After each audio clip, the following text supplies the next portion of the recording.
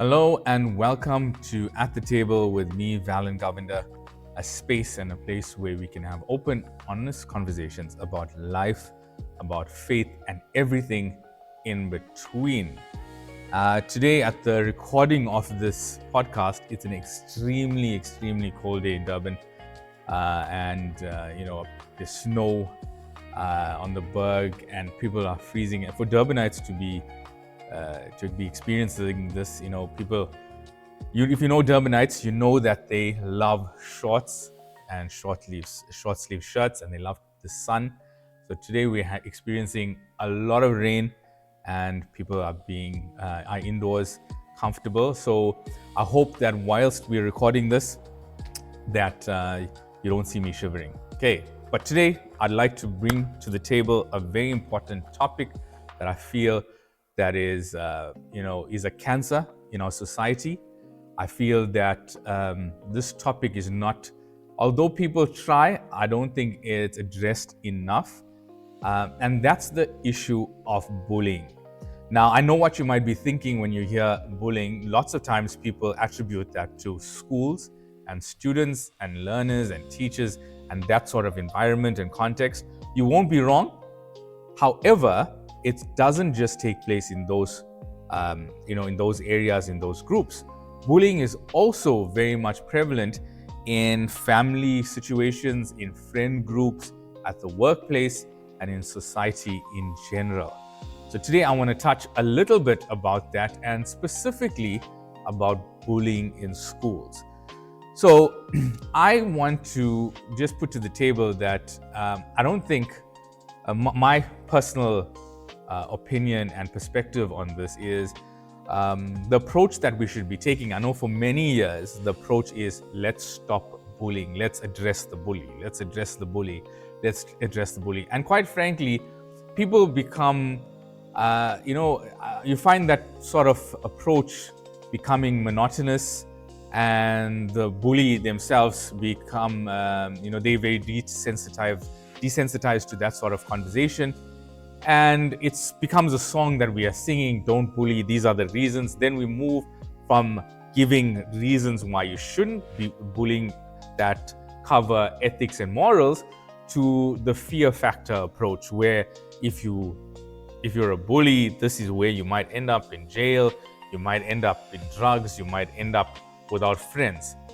Okay, maybe it worked in some time previously in a different season, but I feel that we should examine our approach, and I want to maybe put this to you. If you look at the bullying situation, or the bullying ecosystem, so to speak, is many times there are three different parties involved. There's the perpetrator, who is the bully, there's the victim, and there's the bystander. Now, yes, I know that in certain situations, there's no bystander. These things happen in private, or happen online, or happen in people's DMs. And yes, sometimes it happens in spaces that we can't see. However, a lot of the times, and I'm referring specifically to the times where there is a bystander. And so you get these three parties that are present. And we've tried the victim approach, where people are there for the victim and consoling the victim and empowering the victim, which is good and well and appreciated and is needed. Then the other approach is addressing the bully themselves. Like I said, we want to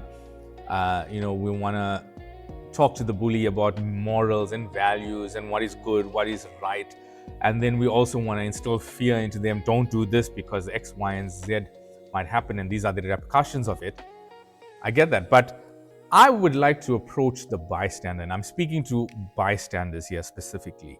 Many times you watch when we have these altercations where young people or students are engaging physically with each other, or they are insulting each other, where you have these situations in classrooms or on the school grounds or outside of the school, wherever the case may be. Very often there are bystanders, and many times those bystanders are standing there and watching some sort of entertainment or this fiasco, like they're watching two gladiators in the Colosseum. And the reality is that By doing that, you are actually contributing, even though you may think you're not, you are contributing to what is going on. People are very often people have this approach, oh, I'm not getting involved. I'm not getting involved. I don't want to say anything. I don't want to do anything. Maybe because they are afraid that they may also be victimized. I can understand that.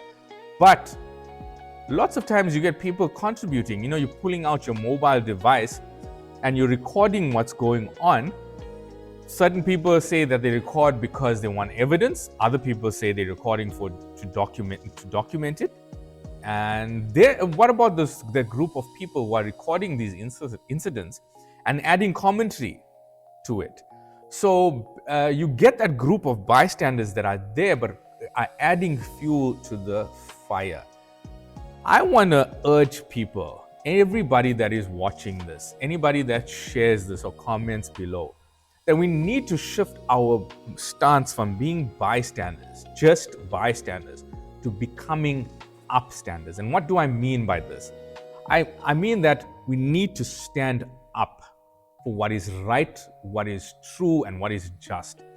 You see, many times we committing crimes of omission, and that is, we see something going wrong and we turn our backs and we walk away.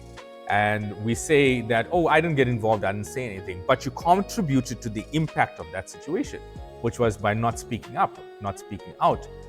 And I know that it's difficult. Maybe you don't have the resources, or you don't have the skills, or you're not capacitated to stand up and speak out.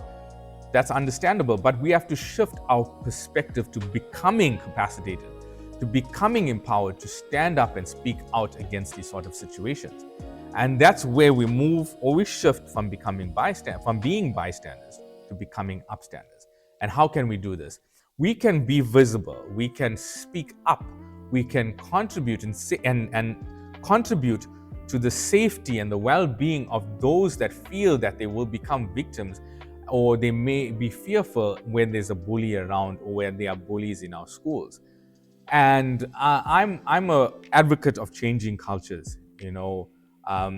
Trying to stop bullying in our society is like having a dam wall that has 1,000 holes, small holes, and then you have 10 fingers and you try to plug each finger. You are going to put out fires in small spaces, right? But there's always going to be a fire that is popping up somewhere. There's always going to be a hole that is not plugged somewhere, and you are focusing your attention. Once you turn your attention here, something happens there. Once you turn your attention here, something happens there. And teachers are trying their best. I must admit, I take my hat off to teachers. Teachers are trying their best. Many times they are under-resourced in public schools. Many times they are underpaid in public schools. And some of the times they are under-equipped and under-capacitated in public schools. Yet they are trying their best. Now, the other side of that coin is there are teachers that are just there to complete their day and to go home, and they're waiting for something greater that's beyond the horizon. And I don't know what that is. They know, but I'm saying there are two groups of teachers: the people that are trying their level best and going above and beyond the call of duty, and then they are those that are just there just to get by. Now, we can't, many times when there's situations regarding bullying in schools, we have parents coming down on teachers and saying, you are not doing enough. Where were you when my child was being bullied? What were you doing? Why didn't you have eyes on my child? Regardless if there's 300 plus, 500 plus kids in the school, my child needs your eyes on them for the duration of the school day. That is impossible. Then on the other side, you get teachers who go, you know what? This is happening because you come from a home where you probably learned this, or you're not getting enough attention, or you acting out because of certain situations in your home, in your family, wherever it is. There's always this sort of blame game taking place between parents, between teachers, amongst parents, teachers, and students. Now, I want you to picture a milkmaid stool, for example. Now, milkmaid stool has 3 legs on it, and it's designed so that milkmaids were able to take it and place it on different surfaces that are uneven or have different textures so that they can sit comfortably and milk cows. Now, a milkmaid stool has 3 legs. You take out 1 leg, you're not able to use it. You take out 2 legs, you're not able to use it. And in any school situation, when it comes to the culture and the cultivation of a good school environment, you need 3 legs. You need the parents, you need the teachers, and you need the students.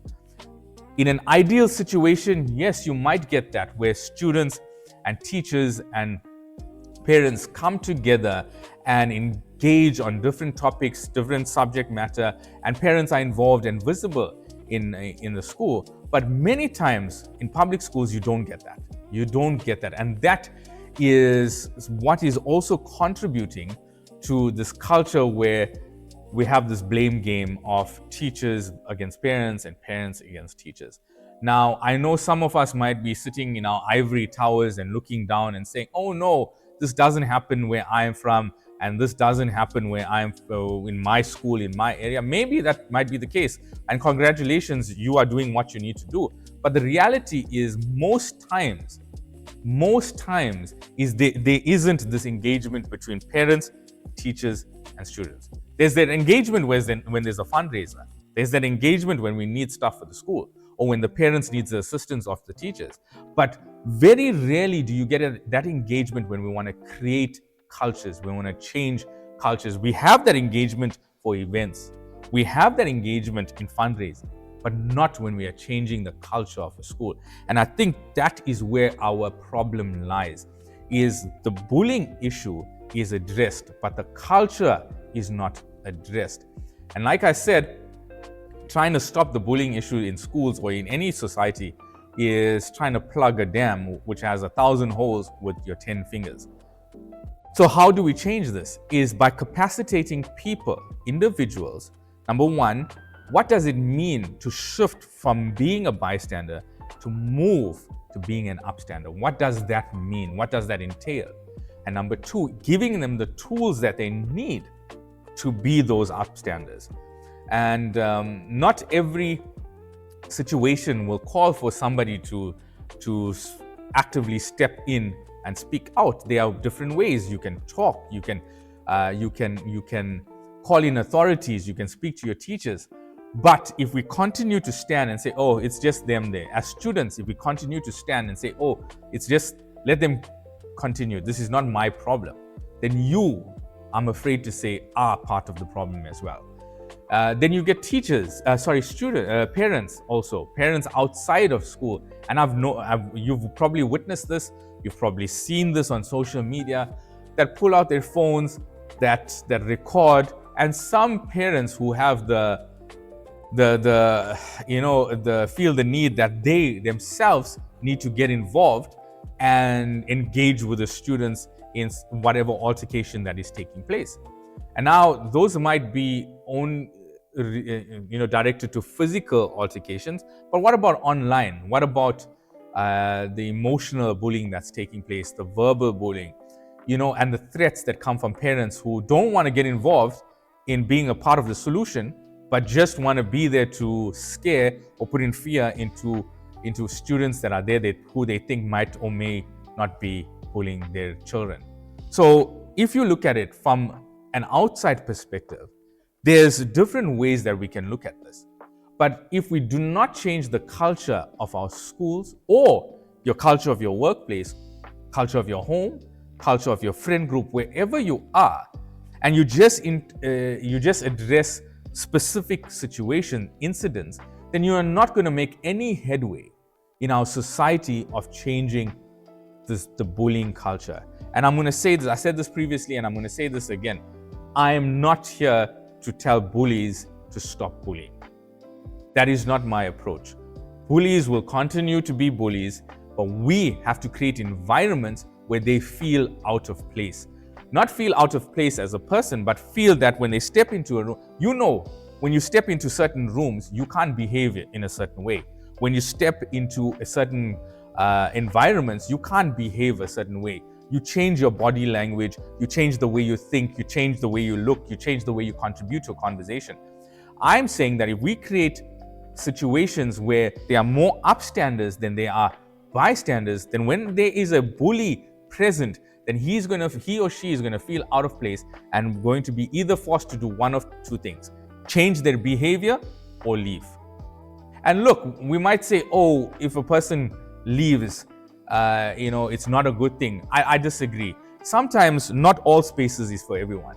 We are all called to be in different spaces and places in different seasons of our lives. And sometimes that person who is the perpetrator may not have the tools or the environment for them to flourish or change or be impacted in that particular situation, and may find that in somewhere else, and that's okay. What we try and do, I see many times, is we try to fix people. And in schools, we are not called to fix people. We are called to empower people. In churches, we are not called to fix people. We are called to present the gospel. We are called to equip people. Nobody can fix anybody. We are there to present tools and to empower. And I think in schools, when we try to fix students, that is also one of our problems, is that we are trying to change their behavior. No, I think if we change the culture of our school, within our school, the school changes, our society changes, our communities change, our country might change, and who knows, maybe even the world might change. But we have to change cultures. And I'm urging those that are watching this, whoever you are, maybe you have a different opinion, and that's okay. You can present that in the comment section. But let's stop being bystanders, standing there and watching everything take place and going, oh, I didn't get involved. It's not my problem. It's not my place to say something. Maybe in that specific situation, you couldn't say something, but you can contribute to making yourself heard, contribute to the narrative, contribute to the conversation that in my school, I am a person who I may not have the tools or the resources to stop the bullying in that space and time, but I am contributing and making it known that I will not stand for such things. In this school, this will not take place whilst I'm still here. And you watch, and the great thing about schools, and what I love and I say to teachers and principals all the time, is you have students that come through from grade 8 to matric. From grade 8, they have a lifespan in your school. They're not staying there forever. They have a lifespan. If we start to change the culture, impact the culture, that when grade 8s come in and we present to them a new culture, we create an environment where this is what we are saying. There are no bystanders in our school. There are only upstanders, and this is the way we respond when it comes to bullying. Then those grade 8s will become grade 9s, will become grade 10s. And as we get new students coming in, new population coming in, we continue with that. Continuously, consistently, we engage in those sort of activities, not just when there's incidents. And I notice what happens is, in schools, when there's an incident that surfaces and is going around on social media and is trending, then anti-bullying campaigns become a buzzword. It becomes something that is trending. And then you get one school that's hosting an anti-bullying workshop with the student leaders or RCLs. And then you get another school popping up here and another school popping up there, until that season is over and everything has simmered and is nobody's talking about it. And then when it happens again, we have that buzzword surfacing again: anti-bullying campaigns, anti-bullying. No, it is something that needs to be addressed continuously within our schools. And even if you are in your workplace or in your families, wherever you are, it's not something that you just approach once in a while. It has to be programs that are implemented continuously. Maybe you do not have the resources, and that's okay. Reach out to organizations, to companies, to businesses, to churches, to people who have the skills, professionals and experts that can come in and engage with your school. And like I said, as much as you get these experts and the outside people to come in, you have to have the buy-in of teachers, you have to have the buy-in of students, you have to have the buy-in of parents. Because failing which, the milkmaid stool, that seat that you're sitting on, which is your school, if you pull out one component, one leg, the whole thing is going to come down collapsing. And I'm sure that principals, SGBs, students, parents, teachers that are watching this, you don't want that to happen in your school. There are ways to address it. Is it going to happen overnight? Absolutely not. But can you start? Definitely. You can start taking one small step towards the trajectory of your culture of the school changing, so that we move from being bystanders to becoming upstanders. And I want to urge you, comment in the comment section, leave a comment, give me your point of view. Let's engage in conversation on how we can change the culture of schools and how we can address this issue that has become a cancer in our society, to young people, to parents, to teachers, and everyone in general, the topic of bullying. Thank you so much for watching today's episode of At the Table with me, Valen Govender. And I hope that this topic of bullying has resonated with you in some way. Please feel free to comment on what your thoughts are. Maybe you have a different perspective, maybe you have a different approach, and I'd love to hear it. How can we as a society, as a community, come together and work towards changing our culture in our society and change it from being bystanders to being upstanders? Please comment below, like, share, and subscribe. Your support is valued and appreciated, and we hope to see you again in the next episode of At the Table.